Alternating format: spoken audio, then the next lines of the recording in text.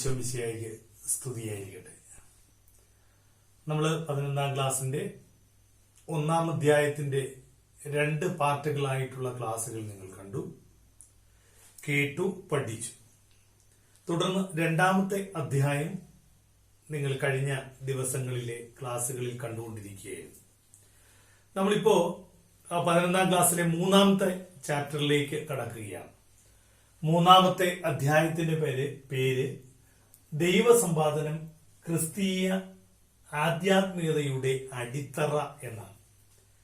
ദൈവസമ്പാദനം ക്രിസ്തീയ ആധ്യാത്മികതയുടെ അടിത്തറ. 4 പദങ്ങൾ ഈ അധ്യായത്തിലുണ്ട്. ഈ അധ്യായത്തിന്റെ ശീർഷകമായി കൊടുത്തിരിക്കുന്ന പദങ്ങൾ 4 പദങ്ങൾ ചേരുന്നതാണ്.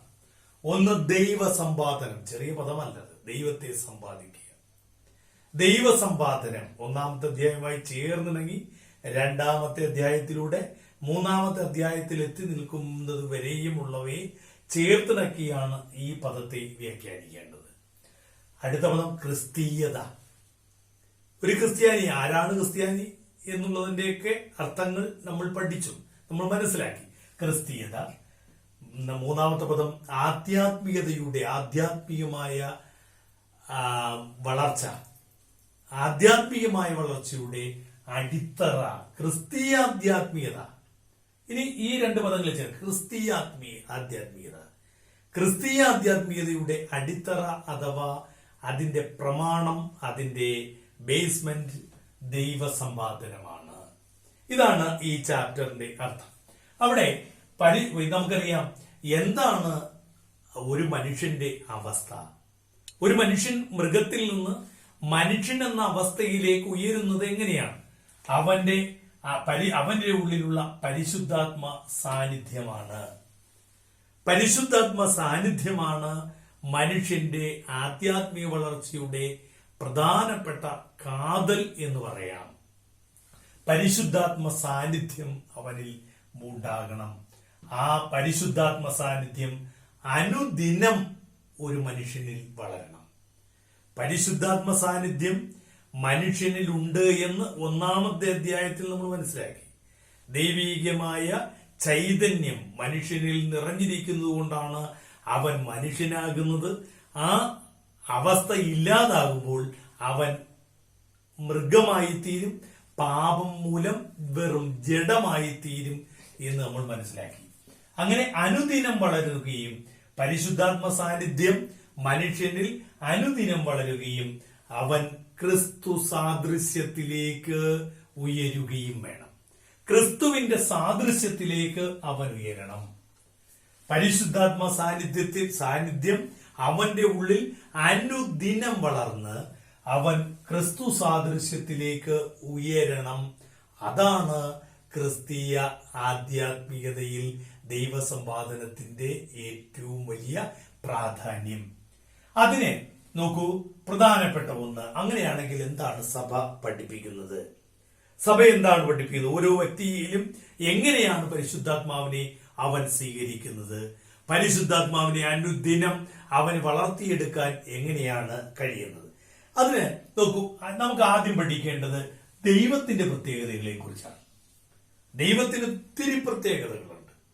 ദൈവത്തെ മനസ്സിലാക്കാൻ, ദൈവത്തെ മനനം ചെയ്ത് മനസ്സിലാക്കാൻ, ധ്യാനിച്ച് മനസ്സിലാക്കാൻ നമ്മൾ ഒരായുസ് കൊണ്ട് ശ്രമിക്കണമെന്നാണ്. അതായത് അതുകൊണ്ടാണ് തീർത്ഥാടക സഭ എന്നൊക്കെ നമ്മുടെ സഭയെ വിളിക്കുന്നത്. തീർത്ഥാടക സഭ ദൈവത്തിന്റെ സ്വർഗീയമായ യെരുശലേമിലേക്ക്, സ്വർഗീയമായ അവസ്ഥയിലേക്ക് മനുഷ്യന്റെ പ്രയാണമാണ് സഭ പഠിപ്പിക്കുന്നത്. അപ്പോ നോക്കൂ, മനുഷ്യനെ സ്നേഹിക്കുന്ന ദൈവം, മനുഷ്യനെ സ്നേഹിക്കുന്ന ദൈവമാണ് ക്രിസ്തീയ വിശ്വാസത്തിൽ നമ്മൾക്ക് ലഭിച്ച സത്യ ദൈവം. ദൈവം സ്നേഹമാകുന്നു എന്ന് 1 യോഹന്നാൻ 4:8 പറയുന്നു. ദൈവം സ്നേഹമാണ്. ദൈവം സ്നേഹമാണ് എന്നുള്ളതാണ് ദൈവത്തിന്റെ അടിസ്ഥാന നിർവചനം. സ്നേഹത്തിൽ നിന്നാണ്, സ്നേഹമാണ് ദൈവം. God is love. അങ്ങനെ പിതാവും പുത്രനും പരിശുദ്ധാത്മാവും എന്ന പ്രത്യേക ദൈവം സ്നേഹമാകുന്നു എന്നുള്ളതിന് ദൈവം തന്നെ കാണിച്ചു തരുന്ന ഏറ്റവും വലിയ ഉദാഹരണമാണ്. ദൈവം സ്നേഹമാകുന്നു എന്നുള്ളതിന് ഏറ്റവും വലിയ ദൈവത്തിന്റെ സാക്ഷ്യം മനുഷ്യന്റെ മുമ്പിൽ, ലോകത്തിന്റെ മുമ്പിൽ ദൈവം കാട്ടിത്തരുന്നത് തൃത്വേക ദൈവമാണ്. പിതാവ്, പുത്ര, പരിശുദ്ധാത്മാവ്, ആ ബന്ധത്തിലാണ് ഏകസത്യ ദൈവം നിലകൊള്ളുന്നത്. അങ്ങനെ പൂർണ്ണമായി അനാദ്യം മുതലേ, ഈ പ്രപഞ്ചം ഉണ്ടാകുന്നതിന് മുമ്പേ, പ്രപഞ്ചം സൃഷ്ടിക്കപ്പെടുന്നതിന് മുമ്പേ ഈ തൃത്വേക ദൈവം ഏകമായ ഒരവസ്ഥയിലായിരുന്നു. ആ ഏകമായ അവസ്ഥയിൽ രൂപം കൊണ്ട ദൈവം മനുഷ്യനെ സ്നേഹം പഠിപ്പിക്കാൻ ശ്രമിക്കുന്നു. അതിനെന്തൊക്കെയാ ചെയ്തത് നോക്കൂ. അവൻ പ്രപഞ്ചത്തിന്റെ സൃഷ്ടികർത്താവായി. അവൻ പ്രപഞ്ചത്തെ സൃഷ്ടിച്ചു. ദൈവത്തിന്റെ സ്നേഹം കൊണ്ടാണ്. പ്രപഞ്ചം ശൂന്യമായിരിക്കുന്നത് കണ്ട് ദൈവത്തിന്റെ സ്നേഹത്തിന്റെ പ്രവാഹത്തിൽ നിന്ന് ഈ പ്രപഞ്ചം രൂപം കൊണ്ടു. ഈ പ്രപഞ്ചത്തെ സൃഷ്ടിച്ചു. പ്രപഞ്ചത്തെ സൃഷ്ടിച്ചിട്ടോ അതിൽ സർവജീവജാലങ്ങൾക്കും സ്ഥാനം നൽകുകയും എന്നാൽ തന്റെ സാദൃശ്യത്തിൽ തന്റെ ജീവശ്വാസം നൽകിക്കൊണ്ട് മനുഷ്യനെ സൃഷ്ടിക്കുകയും ചെയ്തു. ഇതൊക്കെ കഴിഞ്ഞ അധ്യായങ്ങളുമായി ഒത്തിരി സാദൃശ്യം ഉണ്ട് ഈ ഞാൻ പറയുന്നതിന്. ആ അധ്യായങ്ങൾ പഠിച്ചവർക്ക് ഇത് വളരെ എളുപ്പമാണ്. മനുഷ്യൻ, പ്രപഞ്ചം സൃഷ്ടിച്ച ദൈവത്തിന്റെ സ്നേഹം കവിഞ്ഞൊഴുകി തന്റെ സാദൃശ്യത്തിൽ തന്റെ ജീവാത്മാവിനെ നൽകിക്കൊണ്ട് മനുഷ്യനെ സൃഷ്ടിച്ചു. പക്ഷേ മനുഷ്യൻ മൃഗമായി തീർന്നു. എപ്പോൾ? നമ്മൾ ആദ്യത്തെ ക്ലാസ്സുകളിൽ കേട്ടത് തന്നെ, പാപം ചെയ്തപ്പോൾ മനുഷ്യൻ വെറും ജഡമായി തീർന്നു. പാപം ചെയ്തപ്പോൾ മനുഷ്യൻ ജഡമായി തീർന്നു. അവന് പരദീസ, സ്വർഗീയമായ പരദീസ അവന് നഷ്ടമായി. സ്വർഗീയമായ അനുഭവത്തിൽ നിന്ന് അവൻ പുറന്തള്ളപ്പെട്ടു. സ്വർഗീയമായ അനുഭവത്തിൽ നിന്ന് പുറന്തള്ളിയപ്പോൾ ആ മനുഷ്യ കുലത്തെ രക്ഷിക്കാൻ പിന്നീട് വാഗ്ദാനങ്ങളും അവയുടെ നിറവേറ്റലുകളുമായി. ദൈവത്തിന്റെ സ്നേഹം കരകവിഞ്ഞൊഴുകുന്നു. നോക്കണം, ദൈവം സൃഷ്ടിച്ച മനുഷ്യൻ, ആ മനുഷ്യൻ പാപം ചെയ്ത് ദൈവസ്നേഹത്തിൽ നിന്ന് അകന്നപ്പോൾ, വെറും ജഡമായപ്പോൾ ദൈവം തന്നെ എന്ത് ചെയ്തു? വാഗ്ദാനങ്ങൾ ധാരാളമായി മനുഷ്യന് നൽകി. ധാരാളം വാഗ്ദാനങ്ങൾ നൽകി. ആ വാഗ്ദാനങ്ങൾ വെറും വാഗ്ദാനങ്ങളല്ല, അവ നിറവേറ്റുന്ന വാഗ്ദാനങ്ങളായിരുന്നു. അവന് പ്രവാചകന്മാരെ നൽകി.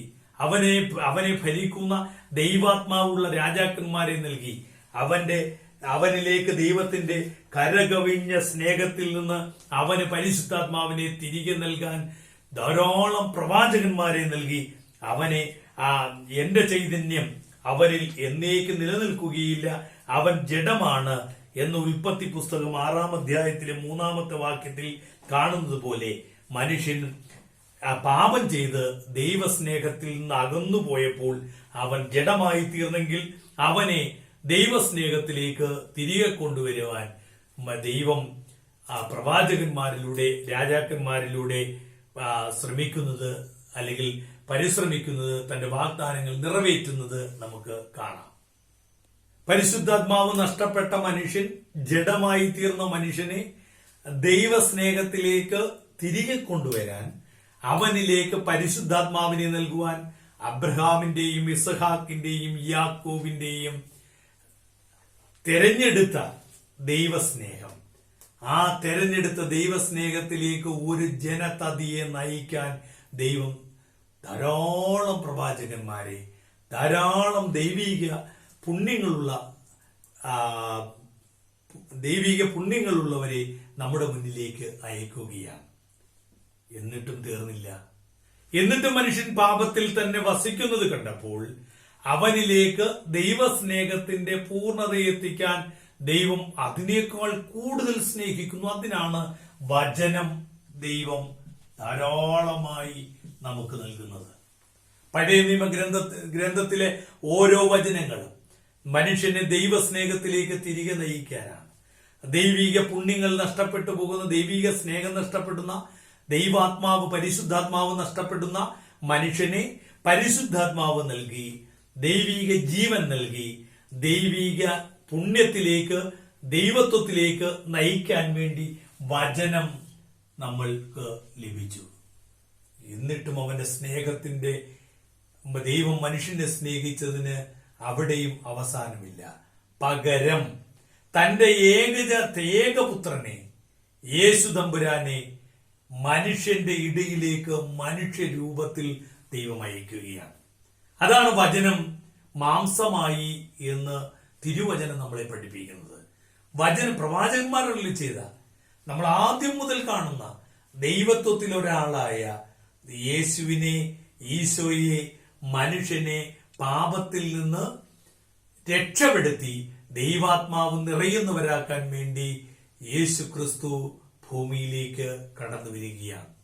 കടന്നു വന്നിട്ടോ അവൻ മനുഷ്യനെ പോലെ കടന്നു വരുന്നു. അടുത്ത അതിനോട് ചേർന്നുള്ള പാരഗ്രാഫ് നന്നായിട്ട് വായിക്കണം. ഇത് ചെറുതായിട്ട് അല്ലെങ്കിൽ മനസ്സിലാക്കുന്നതിന് അല്പം ബുദ്ധിമുട്ട് തോന്നിയാൽ ആ ഒരു പാരഗ്രാഫ് നന്നായിട്ട് നമ്മുടെ വൈദികരോട് ചോദിക്കണം. അത് പറഞ്ഞു തരാൻ ഏറ്റവും കൂടുതൽ കഴിയുന്നത് ഏറ്റവും കൂടുതൽ ബലിവേദിയോട് ചേർന്ന് നിൽക്കുന്ന നമ്മുടെ വൈദിക ശ്രേഷ്ഠർക്കാണ്. യേശു ക്രിസ്തു മനുഷ്യനായി മനുഷ്യർക്കൊപ്പം വസിക്കുന്നു, മനുഷ്യരെ പോലെ ജീവിക്കുന്നു. അവന്റെ ജീവിതത്തിന്റെ വഴികളിൽ അവൻ സ്നേഹം വിതറുന്നു. ആ സ്നേഹം വിതറി ദൈവാത്മാവ് നിറഞ്ഞവരായി മനുഷ്യരെ മാറ്റുന്നു. ആ മനുഷ്യർ ദൈവസ്നേഹത്തിൽ പാപത്തെ വെറും ജഡമായിരുന്ന മനുഷ്യൻ പാപത്തെ വെറുത്തപ്പോൾ അവന്റെ ജഡസ്വഭാവം മാറി അവന്റെ ഉള്ളിൽ ദൈവാത്മാവ് കടന്നു വരികയും ദൈവാത്മാവിൽ അവൻ ദൈവത്തിന്റെ സ്നേഹമുള്ള പറുദീസയിലേക്ക് തിരികെ എത്തുകയും ചെയ്യുന്നു. അപ്പൊ യേശു ക്രിസ്തു മനുഷ്യനായി വരുന്നു. അവൻ മനുഷ്യരൂപം സ്വീകരിച്ചു വരുന്നു, മനുഷ്യർക്കൊപ്പം വസിക്കുന്നു, മനുഷ്യനെ പോലെ പീഡാസഹനങ്ങൾ അനുഭവിക്കുന്നു, മനുഷ്യനെ പോലെ ആ വേദനകൾ അനുഭവിക്കുന്നു, ഒടുവിൽ ക്രൂശ് മരണം ഏറ്റുവാങ്ങും. സ്നേഹത്തിന്റെ കരകവിഞ്ഞ ഒഴുക്ക്. അതാ ഞാൻ പറഞ്ഞത്, ഈ ഭാഗം വരുമ്പോഴാ വിശുദ്ധ കുർബാനയെ കുറിച്ചൊക്കെ നമ്മൾ കൂടുതൽ മനസ്സിലാക്കേണ്ടത്.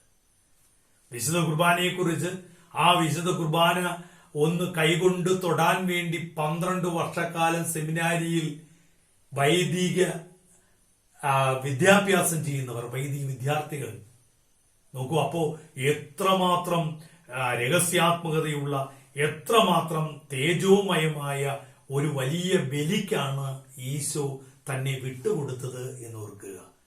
ഈശോ ബലിയായിത്തീരുന്നു.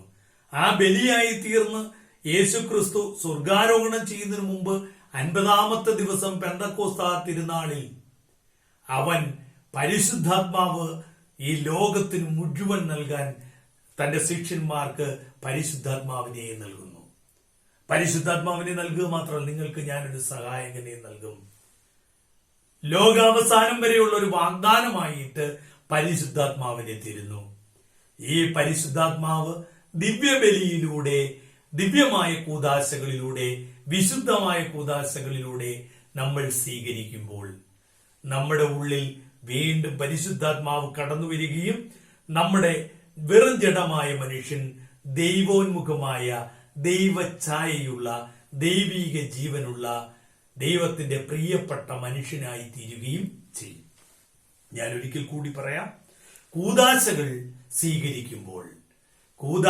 സ്വീകരിക്കാൻ വേണ്ടി നമ്മൾ ഒരുങ്ങുമ്പോൾ, വിശുദ്ധ കുമ്പസാരവും കുർബാനയും ഏത് കൂദാശയായിക്കൊള്ളട്ടെ, ആ കൂദാശകൾ സ്വീകരിക്കുമ്പോൾ നമ്മൾ നമ്മുടെ ജഡത്തിൽ കടന്നുകൂടിയിട്ടുള്ള പാപത്തെ വലിച്ചെറിയുകയും നമ്മൾ കഴുകി വെടുപ്പാക്കി നമ്മൾ കൂദാശകൾ സ്വീകരിക്കുമ്പോൾ നമ്മുടെ ഉള്ളിലേക്ക് പരിശുദ്ധാത്മാവ് കടന്നു വരികയും ആ പരിശുദ്ധാത്മാവ് ദൈവിക ജീവനായി നമ്മിൽ വളരുകയും നമ്മൾ ദൈവഛായയുള്ളവരായി തീരുകയും ചെയ്യുന്നു. ഇത് വളരെ ഗൗരവമുള്ള, വലിയ ആശയങ്ങളുള്ള, വലിയ സത്യം ഉള്ള, വലിയ രഹസ്യാത്മകതയുള്ള, ഏറ്റവും ശ്രേഷ്ഠമായ ദൈവത്തിന്റെ സ്നേഹത്തിന്റെ കരകവിഞ്ഞുള്ള ഒഴുക്കാണ്. ഈ ക്ലാസിന്റെ 1-ാമത്തെ ഭാഗം നമ്മൾ ഇവിടെ അവസാനിപ്പിക്കുന്നു. ഇത്ര മാത്രമേ ഞാൻ പറഞ്ഞുള്ളൂ. ആകെ നമ്മുടെ ആ പാഠത്തിന്റെ ആദ്യ ഭാഗമാണ് നമ്മുടെ ക്രൈസ്തവ ആധ്യാത്മികതയിൽ പരിശുദ്ധാത്മ സാന്നിധ്യത്തിന്റെ, അതിലൂടെ അനുദിനം വളരേണ്ടത്. പരിശുദ്ധാത്മാവിൽ അനുദിനം വളരുമ്പോൾ ക്രിസ്തു സാദൃശ്യത്തിലേക്ക് മനുഷ്യൻ പോകും. പക്ഷേ പാപം ചെയ്യുമ്പോൾ ഈ മനുഷ്യൻ വെറും ജഡമായി തീരും. എന്നാൽ മനുഷ്യനെ സ്നേഹിക്കുന്ന ദൈവം അനാദി മുതൽ തന്നെ മനുഷ്യനെ സ്നേഹിക്കാൻ തന്നെ തന്നെ വിട്ടുകൊടുത്തു. ഏറ്റവും ഒടുവിൽ തന്റെ ഏകപുത്രനായ തൃത്യേകത്തിൽ ഒരാളായ യേശുവിനെ ദൈവം നമുക്കായി വിട്ടുതന്നു. യേശു ക്രിസ്തുവിലൂടെ പരിശുദ്ധാത്മാവിനെ നമുക്ക് ലഭിച്ചു. പരിശുദ്ധാത്മാവിനെ ഓരോ കൂദാശകളിലൂടെയും നമ്മൾ സ്വീകരിക്കുമ്പോൾ നമ്മുടെ ഉള്ളിൽ ദൈവിക ജീവൻ അതിശക്തമായി വളരുകയും ആ ശക്തമായ ദൈവിക ജീവനിലൂടെ നമുക്ക് ദൈവത്തിന്റെ ഛായ ലഭിക്കുകയും ചെയ്യും.